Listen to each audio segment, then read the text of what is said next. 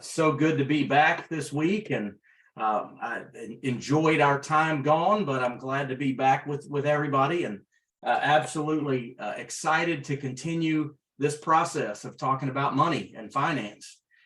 We've got some great things ahead today, talking about paying yourself first, and do you do that? But before we get ahead of ourselves, I have a joke for everyone. I want to see if we can get anybody that can answer this.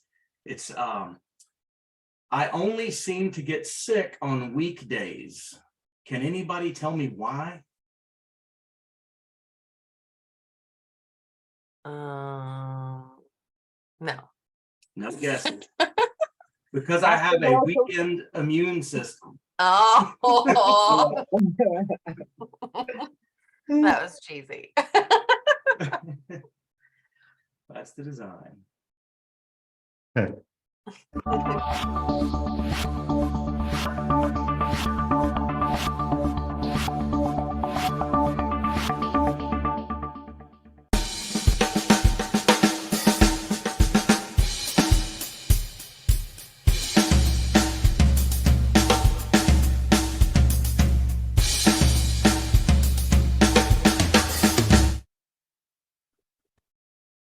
Well, good morning again. My name is Kimberly, and obviously my husband Zack, and we're your co-host today for the Daily Huddle every Monday morning, talking about money, which is a topic of conversation that everybody loves and hates, right? The question that we're going to discuss today is, do you pay yourself first? So do you pay yourself first? I really want you to think about that as we go forward. But before we do, we have some regular Daily Huddle questions, right? So I am going to ask Chase. Chase, can you hear me? What time is it, and what are you grateful for? Grand Rising, thank you so much. Nice to talk with you. It is now. It's the right time. And I am grateful for being alive and being able to make decisions that benefit my forward motion. Awesome. Those are great positive things to be grateful for, and the time is always now, right? So thank you for sharing. You're welcome. Lala, where are you, and who will you hug today? I'm where I am supposed to be, in you guys' presence, in the presence of God. And I'm hugging each and every one of you. I feel your hug. I told you before we started that that your response to the joke last week made my day. So thank you so much for that. And I'm glad you're hugging me because I feel it. Great. All right. So last question is, Laura, how are you? Oh, thank you for asking. How am I? I am feeling blessed. I am grateful that I'm on the platform with you today. I remember to come on, and thanks to Mastermind Rashida for reminding me. Well, we are so happy to have you, and so glad that you're here, and you're right. You're exactly how you say you are. So thanks for sharing with us today. I'm going to turn this over to Zack for a few minutes and let him talk about, remember, the question of the day is, do you pay yourself first? So he's going to kick it off and get us started. So we talk about money on Mondays, and a lot of times there's a mentality that we have to adjust first, I think, in adjusting our money and how we work with that. And so I like to focus on mindset a lot with our teams, with our kids, because I believe that the way we can pay ourselves first every single morning is giving ourselves control of our mindset and not paying it to somebody else, not letting somebody else control that. So what I want to do is share a little graphic with you guys that talks about the difference between an abundance mindset and a scarcity mindset. And I really think if you go down this bullet point here and take a look at this, I'm not going to read it all line by line, but I am going to share it with you. And I want you guys to be able to take a look at that and see that. Is that coming up right there? All right. A scarcity mindset is crippling across the board. And if you look at just the top, we're going into some, maybe some questionable economic times, things like that. And a scarcity mindset considers limitations of those situations. And an abundance mindset considers the opportunities. And then, you can take a look at all of these and realize if you drift into that scarcity mindset, it can be crippling. And so as we talk about money every single week, I want us to have that abundance mindset, not that there's just one big pie and if somebody else has a piece of it, that it's gone, but there's enough out there for everyone. And so the more that we do positively to be a positive impact, one of my favorite ones here is at the very bottom. It says a scarcity mindset establishes their sense of self-worth by comparing themselves to others. But an abundance mindset establishes their sense of worth by comparing themselves to their best self. So whatever we talk about, it's all about being the best you and making decisions differently or in a different direction than you have in the past in order to improve those kind of things. So I'll stop that share and we'll go right into our actual question, which is, do you pay yourself first? Well, I think it's important. Before you stop that share, All right. did you stop that Nope, share? it's still on there. I think it's important to read some of these characteristics of optimistic thinking, right? Because for a lot of us, we see our day-to-day activities and sometimes we see the negative, and it's definitely a mind shift on what we have to do and what we have to look for. Like Zack said, the very first one says considers the opportunities in a situation. We always have a window of opportunity. The question is, which window is open, and are we taking advantage of that opportunity? I think the more we start looking for positive outcomes, right? The more we start looking for positive situations in our life, the more we see it. So leads with control by taking responsibility, spends their mental energy on new possibilities, feels empowered and engaged. Their positive attitude inspires and energizes others to perform well, collaborates well with others by sharing knowledge and success, thinks big, often embracing risk. Sometimes I think we mentioned this before, that the older we get, the more reality kind of squishes our big thinking. And it's a practice, it's an effort where we need to continue to train our mind to allow it to grow bigger, right? Lead with trust by focusing on relationships, act as a giver, contributing to others' well-being. And then, like Zack said, establish their sense of self-worth by comparing themselves to their best self. Are you better than you were yesterday? Life is hard. Making changes are hard, right? But these small daily forward steps can truly change our stars. So think about that when you get up in the morning, and those of you that know me well, and yeah, I say this quite a bit, but when you get up in the morning, if you go outside just for a minute and you turn everything off, I promise you hear the birds, regardless of where you are. If you're in a city, if you're in the country, wherever you are, if you listen, they are there. And I think that's the way that is with life everywhere, right? If you listen, it is there. So when we're talking about money and when we're talking about paying yourself first, I do think it's a mind shift. And I do think it is you have to look for those positive pieces, because it is hard, it's different, and you have to train yourself to do it that way. It's funny. I know we had a joke earlier, but one of my favorite quotes is from Wayne Dyer. And he said, abundance is not something we acquire, it's something we tune into. And I think when you realize that abundance is all around you, and you just have to tune into that mindset. I love that thought process. So in that, let's talk about it. Let's talk about paying ourselves first, and let's talk about how we do that. Is that my cue? That's your cue. Sometimes I don't know. I just have to make it up, right? All right, perfect. So I'm going to share this PowerPoint with you guys. And if there's a way to share it without sharing the whole big PowerPoint. In the future, you guys can teach me that. But the first question is, do you pay yourself first, right? We know we have to pay our bills, and we know we have to pay our utilities, and we know we have to eat food, and we know we have to do all of these things. But do you make it a habit to truly pay yourself first? When we're talking with our clients and when we're meeting with families, we go over 6 steps to financial security. The first step is increasing cash flow, which we've talked about some on here. The second step is debt management and controlling your debt. But the third step is emergency fund. And that's what we're going to talk a lot about today, is your emergency fund. Do you have an emergency fund? What does it look like? How do you start it?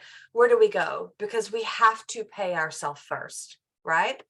So basically, as simple as I can make it, an emergency fund, a fully funded emergency fund, should have 3 to 6 months of income in a liquid savings account. What do I mean by liquid? That means if I need it for an emergency, I can pull it out tomorrow and use it. It can't be, I can't have some land that I own free and clear that if I had to sell it, I could use it and then I could get money from it. I can't have it, really in my 401k because there are rules and penalties and stop gaps and things like that. So liquid means just what I say, like a savings account at the bank where you can reach in and access that. It's your cue. Yeah, I mean, if you don't have that, what tends to happen with most Americans, and we've spent a lot of time, 20 years, getting people out of credit card debt and teaching them how to correctly use those kind of tools. And they are tools, but without an emergency fund, credit cards become that. And then you get into a situation where I've got an emergency, and now I've acquired a 24 or 28% interest rate on that emergency. And that's just not really the way it should work either. So we talk about those things. And then from there, how do we set up that emergency fund? If we're not doing it now, most of the time we have more month at the end of the money, right? Have you guys ever heard that before, where we all live, well, hopefully we don't all live this way, but most Americans live paycheck to paycheck. And that's just the habits we've gotten into, and that's just the way things go. So we talk to people about setting aside the basics, knowing their budget, what are their fixed costs, right? And then knowing what you have to spend. We talked last time we were on here about putting everything on that minimum payment on auto draft on those credit cards to make sure that that's not missed. But we also need to be auto drafting savings. We need to be taking care of that. So we take the tithing to the church, and that we take our savings, and we pay ourselves after we pay the church, and then we pay our debtors, our credits that we need to pay. So I think that's what you were wanting me to go through there. So well, right. So ultimately, for most people, they're paid the same thing every month, right? So we need to know how much money is coming in, and then you need to commit to how much of that you can save. And ultimately, you pay yourself first before you pay your bills, before you pay your credit cards, before you pay anything else. You put that money in your liquid savings account or your retirement accounts, but obviously both, to make sure that we're good there, right? So choose that amount and auto draft it into your savings account, into a separate account each month before you pay your bills. Because if you don't, then you're going to leave it to chance, right? We all know what our static bills are. We all know that we have to pay our mortgage or our rent. We have to pay our utilities. We have to have some money for food. But after those basic needs are covered, we need to take a chunk of that and we need to save it. Because if we don't, then, every little thing comes up at the end of the month. So another tip that we always give our clients is have a separate savings account, and typically not at your current bank, because it makes it a little harder to get to if you want to. So find an online bank somewhere. Right now, I think interest rates at banks are paying decent. They don't always, but right now they're fine. So find one. And when you get your paycheck, you know how it gets direct deposited into your checking account? Well, direct deposit however much goes into your savings at the same time that your check comes into your checking account. When you see less, it just magically happens that that's the amount that you spend. So it's going to save that other nest egg in your other account. If you need it, it's there, it's accessible, and you have options to access it, but it's not just as quick as, oh, let me grab this today and pull it over. So don't leave it a chance, automate it, make sure that you guys do that.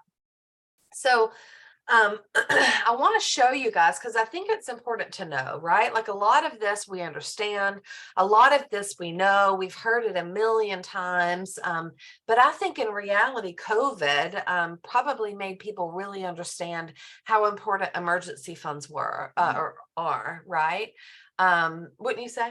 Absolutely. I mean, and we don't want to be downers, but there's a lot of things that are changing in the employment world right now. I know that big corporations, Amazon being one of them, have announced a lot of shrinkage, a lot of layoffs, and those kind of things. So we want to make sure that everyone's prepared for that if that were to happen. So we want you to see this. Yeah, so just doing a little bit of research, the average American savings accounts balance is $4,500. So that's what the average American has in savings. It's their liquid emergency fund. The average personal income in the US is right at $63,000.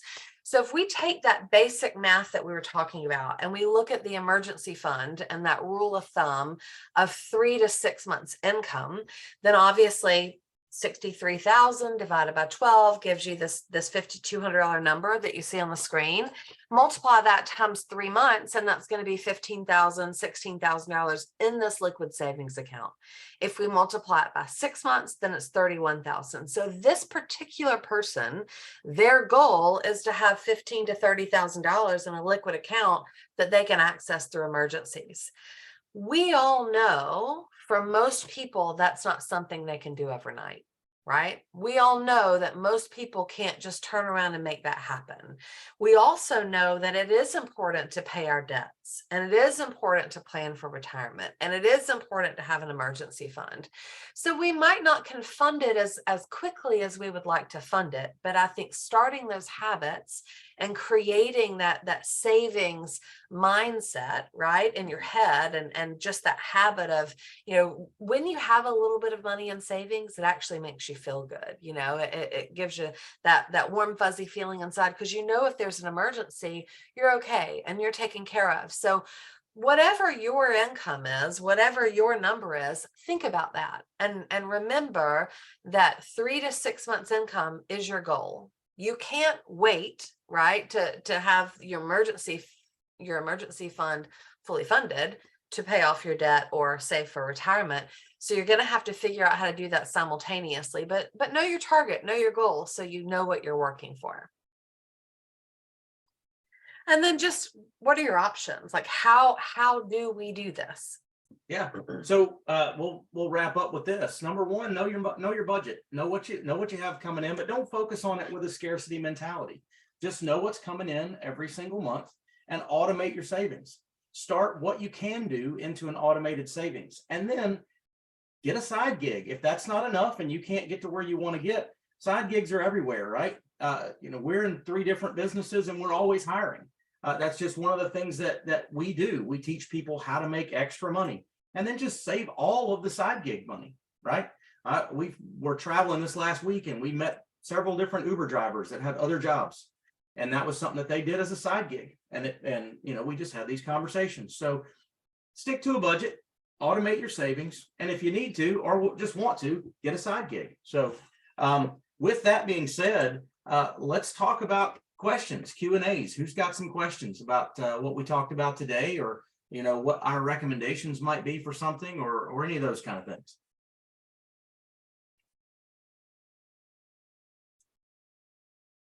Is this the It's not a complicated concept, I know. So, but questions about budgeting or about things that we've done in the past? Chase has his hand up. There you go. Hey, Chase. Hi, how are you? No, I just actually had a comment that I thought may help. I'm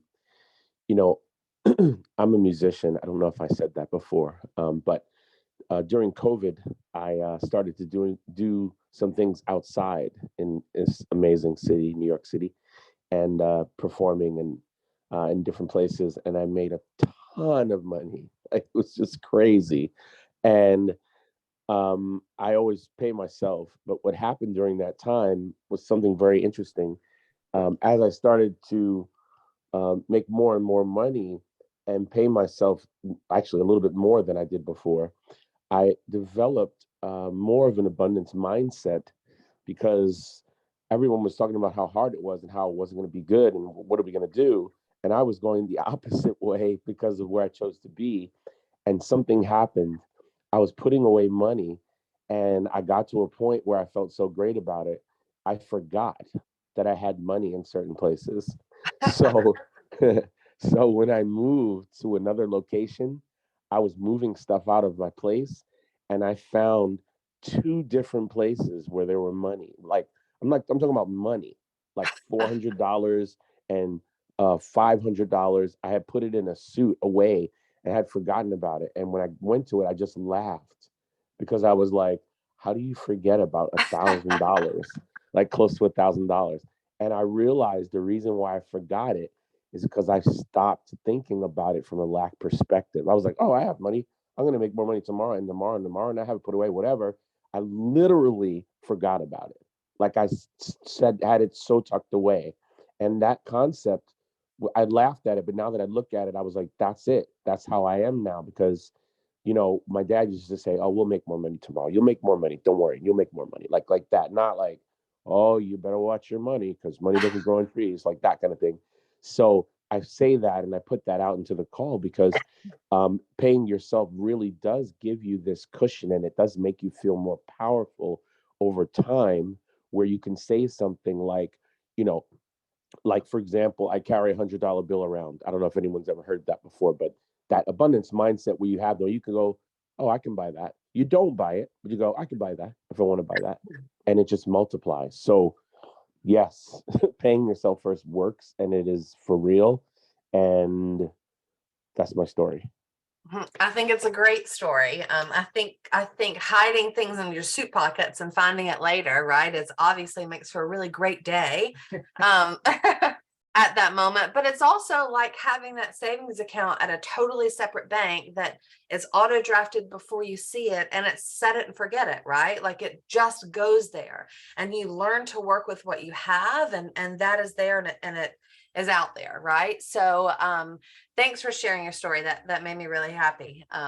You want to say anything about that?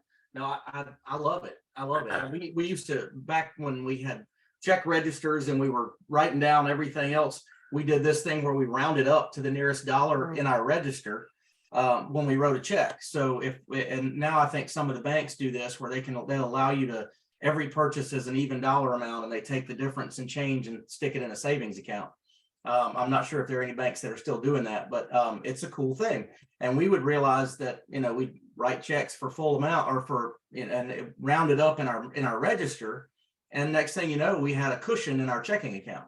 And so because we just that's just sending the, you know, few cents here and there. So little things like that will work. I know we've had people that ask about the making the graphic from the scarcity mindset available. I'm trying to figure out how to do that. So we'll get it out there later on. But yeah, I mean, that's you can drop it afterwards in the chat on Facebook. Okay. If we can't figure out how to do Oh, it. by the way, I'm sorry to interrupt you just one more second.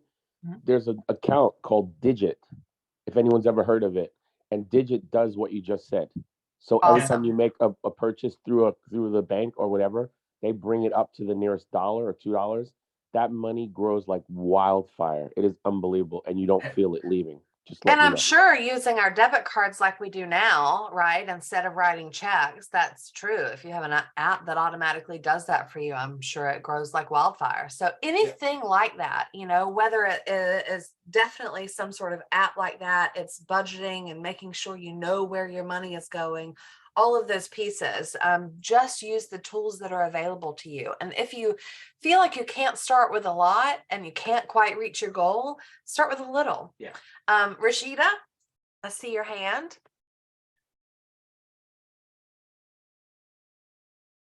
Are you there? She just unmuted. All right. Well, you might be muted. It doesn't say that you're muted, but Yeah, I think you're unmuted, but we can't hear you. Can you hear me now? Oh, Yes, I we can can. hear you now. Good morning, family Daily Huddle. I am so excited to be here this morning and share my space with you all guys. And one of the things that I go for with my brother Chase. Thank you, Chase, for making the point. I have a similar situation with putting money away and paying myself, and always have money into envelope. The kind I pay, I have money into envelope where I label for my workers. I have everybody's name and the envelope. And one, I remember in the midst of COVID, where I live, I can burn my leaf and all my junk mail. And my son says, Mom, you need to check your envelope because you're always burning your money. What is wrong with you? And ever since, it's funny because every time I give him a pile of envelope, he says, Mom, did you check and see if you train away your bank account? So, do not burn your money. so don't burn my money. And it's funny because in Chase just mentioned Digit. Digit is something that I love doing because I use my debit card and I put my Digit connected to my debit card and to my bank account. So when the beginning of the year started, I say, okay, I'm doing 2 trips. I want to go to Barbados. I wanted to go to Europe. So Digit account, I put it vacation account. So when I look in the middle of the year, I have $3,000, $4,000. I was like, yes, I can go on vacation. So That's definitely awesome. Digit really work. And thank you so much for your presentation because it really gave me a lot of food for thought. I say, oh, is my bucket full of nuggets? My bucket is halfway full of the money that I need to have in reserves. Thank you so much, guys. Thank you. Well, thank you for sharing your story, and I'm proud of your son for telling you not to burn your money. Giovanni? Good morning. Yes, good morning. Thank you for today's conversation. The foundation, right, for the life I want, right, for the life we want. And I was wondering, given that that you guys are on the court, and what I mean by that is on a regular basis, you are supporting people in making those transitions, those fundamental transitions. What would you say is what would you say, or what could you point to that is the biggest, if you will, the biggest, I'm trying to word the question. I'm gonna word it wrong. I'm gonna say the question wrong and hopefully it comes out right. What I'm trying to say is that an abundance mindset, it's easy when you have abundance. You know what I mean? Like, you know, if I have abundance, then it's easy to have an abundance mindset. But if there is more money, more month at the end of the month, right? Less, you know, the thing that Zack said, right? If I'm barely making it on a paycheck to paycheck, right? And borrowing money from my credit cards or maybe I don't even have my credit is bad, right? I messed up already, and I don't have really a credit card to look at, and my job is not the one I necessarily love, and it's the check is not necessarily the check that pays all the bills, right? And the diapers or the urgencies create a real stress. And on top of that, I get a flat tire in the morning, and how the hell am I going to fix the tire? Yeah. And then, you know, someone could be listening in that context. And then in your experience, how can someone kind of sort of interrupt the real circumstances and begin to allow a mindset of abundance? What has been your experience? I think, and you can answer too, but I think for everyone, the example that you just gave has been their reality at some point in their life, right? They haven't had enough, or they've had an emergency and their tire blew out and they have to figure it out. Right now, or is there circumstances right now? Yes, right. I think for our clients that we've met with through the years, the best way to start that transition, because it's not immediate, it is learned, it is perfected, and you go through, valleys and hills and, all the way through, I think, our savings life, right? I think the best way to start that and the most peace that people have had is sitting down with someone and putting a plan together, right? Mm-hmm. We don't charge people for our advice. We don't charge people to sit down and say, let's look at everything, but just having that peace of mind to say, all right, you're doing all these things. This is first. Yeah. And understanding, maybe just those steps that they didn't understand. And sometimes it's money, right? Sometimes they need more money. But I think just having the peace about understanding where they are and how to at least make those baby steps to that next level allows them to not be so terrified right now, because they see that it is possible and they have a mentor or a financial coach or somebody to help them. And that's what we find a lot of times is people don't think they have enough money to ask for help, or that it's not going to be. So that's why we do things the way we do, as far as not charging for that service, because that's something very good for people to have, is just somebody to look at it and say, look, you're not as bad off as you think. But I want to answer that question very quickly, and the other one that was sent out about if I'm partnered with someone, whether it be a spouse or a business partner that thinks about things in a scarcity mindset, how do I get them to change that? I really think that it is mindset, and with people that are struggling financially, if you have creditors calling you, it's almost impossible to feel good about yourself on a daily basis when you get up. You have to be able to understand, block the phone calls, don't even take them, don't talk to them, get yourself right, and do those kind of things. From an investment standpoint and how to get other people to think that way, think of abundance not about finance, not about money. Think of your abundance and riches that you have in your life, and read that you can search on the internet the difference between an abundance and a scarcity mindset, and apply that to things other than finance. And you realize how abundantly grateful we all should be, because even if you're in a dark time or it's been difficult, it could be worse. And you have great things to be thankful for. All of us do. So I would really take that abundance versus scarcity and not just apply it to savings or to money, but apply it to, you have an abundance. And remember, of it's riches, a daily practice. and it is daily. Set your own mind every single morning before the world sets it for you, and then you go out and do it that way. Well, thanks for all of the questions, guys. I think today is awesome. We are a little over time. We're really good at that, talking a lot. So we're gonna wrap it up today with our 8 tenets, right? Absolutely. That's your cue. Number 1, love. Number 2, laugh out loud. We talked about that earlier, how that just makes you feel, right, Lala? Stress less. Eat mostly plant-based. Take care of your body. Give. Sleep. Get up and move. And check yourself before you wreck yourself. Good to see you guys. Thanks for joining us today on the Daily Huddle. We'll see you next Monday. See you next time. See you tomorrow. Thank you all. Thank you. Thank you. Awesome information. One love, guys. One love.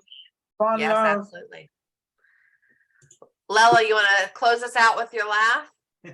Oh, come on. Have a great day, everybody. You too. You too.